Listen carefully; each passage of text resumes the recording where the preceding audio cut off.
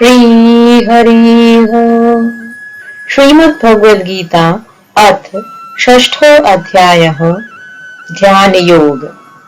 श्री भगवान बोले, जो पुरुष कर्म फल का आश्रय न लेकर करने योग्य कर्म करता है वह सन्यासी तथा योगी है, और केवल अग्नि का त्याग करने वाला सन्यासी नहीं है तथा केवल क्रियाओं का त्याग करने वाला योगी नहीं है।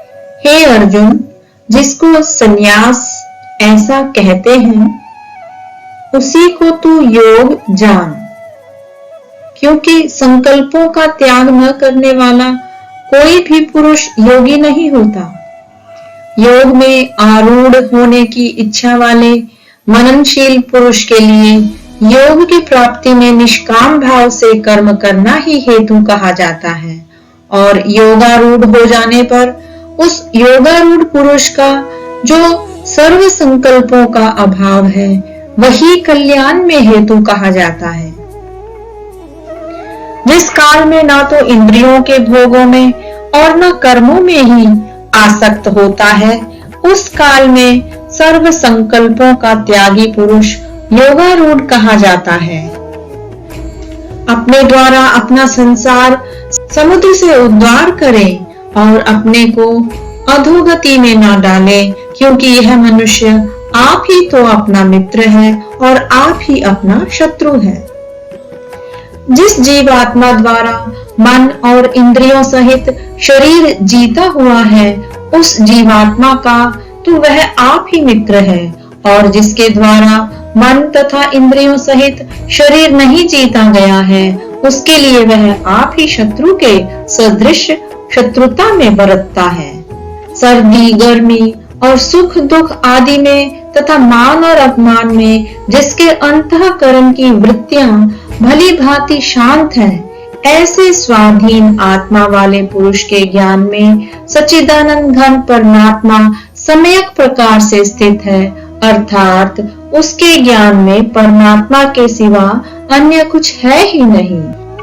जिसका अंतःकरण ज्ञान विज्ञान से तृप्त है, जिसकी स्थिति विकार रहित है, जिसकी इंद्रियां भली भांति जीती हुई हैं और जिसके लिए मिट्टी पत्थर और सुवर्ण समान है, वह योगी युक्त अर्थात भगवत प्राप्त है, ऐसे कहा जाता है।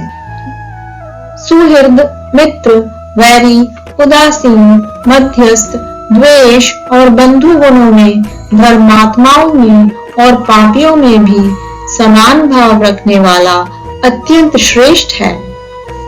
मन और इंद्रियों सहित शरीर को वश में रखने वाला आशा रहित और संग्रह रहित योगी अकेला ही एकांत स्थान में स्थित होकर आत्मा को निरंतर परमात्मा में लगावे। शुद्ध भूमि में जिसके ऊपर क्रमशः कुशा मृगशाला और वस्त्र बिछे हैं, जो न बहुत ऊंचा है और न बहुत नीचा, ऐसे अपने आसन को स्थिर स्थापन करके उस आसन पर बैठकर चित्त और इंद्रियों की क्रियाओं को वश में रखते हुए मन को एकाग्र करके अंतःकरण की शुद्धि के लिए योग का अभ्यास करें। काया सिर और गले को समान एवं अचल धारण करके और स्थिर होकर अपनी नासिका के अग्रभाग पर दृष्टि जमाकर अन्य दिशाओं को न देखता हुआ ब्रह्मचारी के व्रत में स्थित भय रहित तथा भली भांति शांत अंतःकरण वाला सावधान योगी मन को रोककर मुझ में चित्त वाला और मेरे परायण होकर स्थित होवें। वश में किए हुए मन वाला योगी इस प्रकार आत्मा को निरंतर मुझ परमेश्वर के स्वरूप में लगाता हुआ मुझ में रहने वाली परमानंद की पराकाष्ठा रूप शांति को प्राप्त होता है। हे अर्जुन, यह योग न तो बहुत खाने वालों का, न बिल्कुल न खाने वालों का, न बहुत शयन करने के स्वभाव वाले का और न सदा जागने वाले का ही सिद्ध होता है। दुखों का नाश करने वाला योग तो यथा योग्य आहार विहार करने वाले का, कर्मों में यथा योग्य चेष्टा करने वाले का और यथा योग्य सोने तथा जागने वाले का ही सिद्ध होता है। अत्यंत वश में किया हुआ चित्त जिस काल में परमात्मा में ही भली भांति स्थित हो जाता है, उस काल में संपूर्ण भोगों से स्पृहा रहित पुरुष योग युक्त है, ऐसा कहा जाता है। जिस प्रकार वायु रहित स्थान में स्थित दीपक चलायमान नहीं होता, वैसी ही उपमा परमात्मा के ध्यान में लगे हुए योगी के जीते हुए चित्त की कही गई है। योग के अभ्यास से निरुद्ध चित्त जिस अवस्था में उपराम हो जाता है और जिस अवस्था में परमात्मा के ध्यान से शुद्ध हुई सूक्ष्म बुद्धि द्वारा परमात्मा को साक्षात करता हुआ सच्चिदानंद घन परमात्मा में ही संतुष्ट रहता है। इंद्रियों से अतीत केवल शुद्ध हुई सूक्ष्म बुद्धि द्वारा ग्रहण करने योग्य जो अनंत आनंद है, उसको जिस अवस्था में अनुभव करता है और जिस अवस्था में स्थित यह योगी परमात्मा के स्वरूप से विचलित होता ही नहीं। परमात्मा की प्राप्ति रूप जिस लाभ को प्राप्त होकर उससे अधिक दूसरा कुछ भी लाभ नहीं मानता और परमात्मा प्राप्ति रूप जिस अवस्था में स्थित योगी बड़े भारी दुख से भी चलायमान नहीं होता, जो दुख रूप संसार के संयोग से रहित है तथा जिसका नाम योग है, उसको जानना चाहिए। वह योग न उकताए हुए अर्थात धैर्य और उत्साह युक्त चित्त से निश्चय पूर्वक करना कर्तव्य है।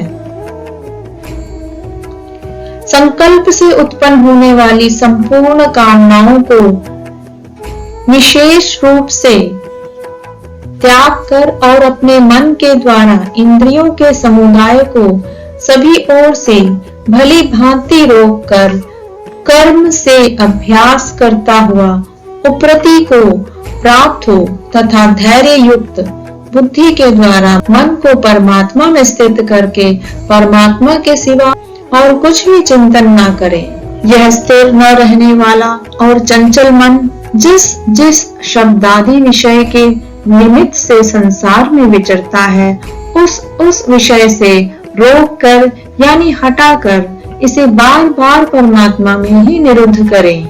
क्योंकि जिसका मन भली प्रकार शांत है, जो पाप से रहित है और जिसका रजोगुण शांत हो गया है, ऐसे इस सच्चिदानंद घन ब्रह्म के साथ एक ही भाव हुए योगी को उत्तम आनंद प्राप्त होता है।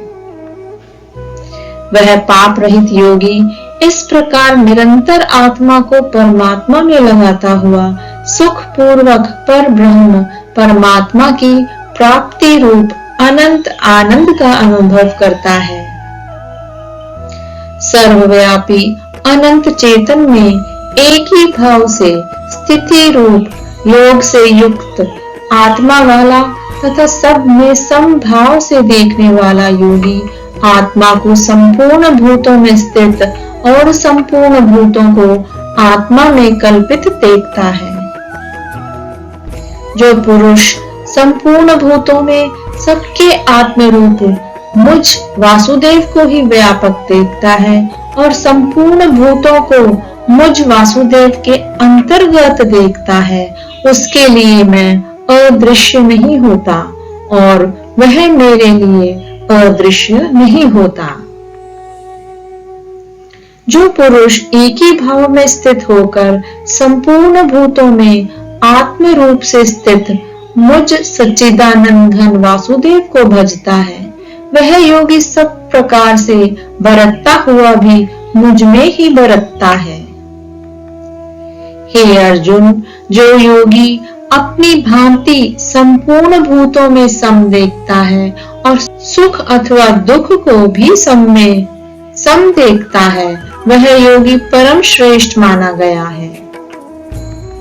अर्जुन बोले, हे मधुसूदन, जो यह योग आपने समभाव से कहा है, मन के चंचल होने से मैं इसकी नित्य स्थिति को नहीं देखता हूँ, क्योंकि हे श्री कृष्ण, यह मन बड़ा चंचल, प्रमथन स्वभाव वाला, बड़ा दृढ़ और बलवान है।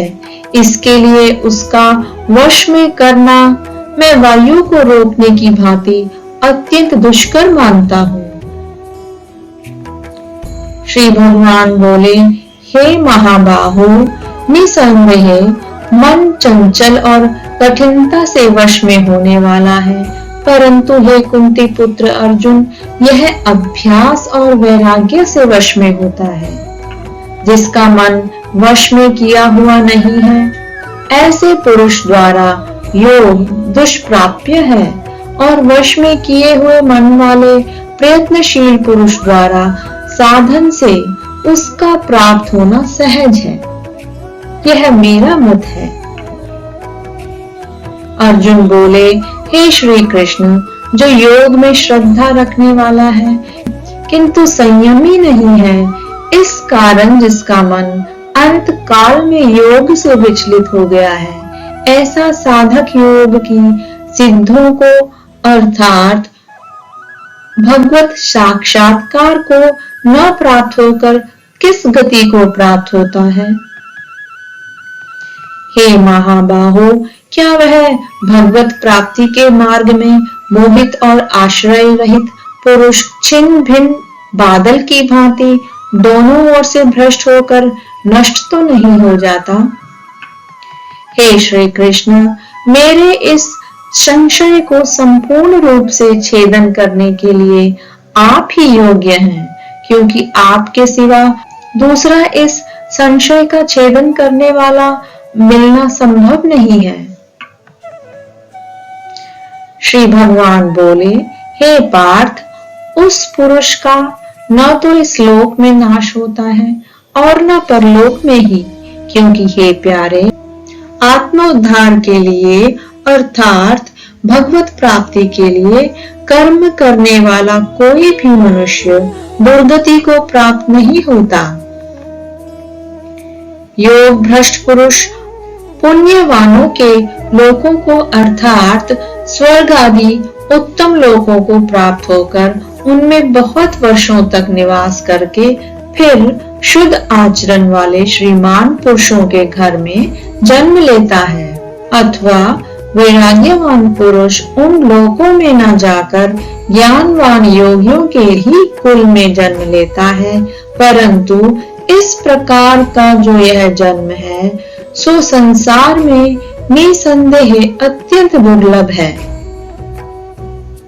वहां उस पहले शरीर में संग्रह किए हुए बुद्धि संयोग को अर्थात समबुद्धि रूप योग के संस्कारों को अनायास ही प्राप्त हो जाता है, और हे कुरुनंदन, उसके प्रभाव से वह फिर परमात्मा की प्राप्ति रूप सिद्धि के लिए पहले से भी बढ़कर प्रयत्न करता है। वह श्रीमान के घर में जन्म लेने वाला योग भ्रष्ट पराधीन हुआ भी उस पहले के अभ्यास से ही निसंदेह भगवान की ओर आकर्षित किया जाता है, तथा समबुद्धि रूप योग का जिज्ञासु भी वेद में कहे हुए सकाम कर्मों के फल को उल्लंघन कर जाता है। परंतु प्रयत्न पूर्वक अभ्यास करने वाला योगी तो पिछले अनेक जन्मों के संस्कार बल से इसी जन्म में संसिद्ध होकर संपूर्ण पापों से रहित हो फिर तत्काल ही परम गति को प्राप्त हो जाता है। योगी तपस्वियों से श्रेष्ठ है, शास्त्रज्ञानियों से भी श्रेष्ठ माना गया है, और सकाम कर्म करने वालों से भी योगी श्रेष्ठ है। इससे हे अर्जुन, तू योगी हो। संपूर्ण योगियों में भी जो श्रद्धावान योगी मुझ में लगे हुए अंतरात्मा से मुझको निरंतर भजता है, वह योगी मुझे परम श्रेष्ठ मान्य है। इस प्रकार उपनिषद, ब्रह्म विद्या तथा योग शास्त्र रूप श्रीमद् भगवद गीता के श्री कृष्ण अर्जुन संवाद में ध्यान योग नाम का 6वां अध्याय संपूर्ण हुआ। हरि ओम तत्सत।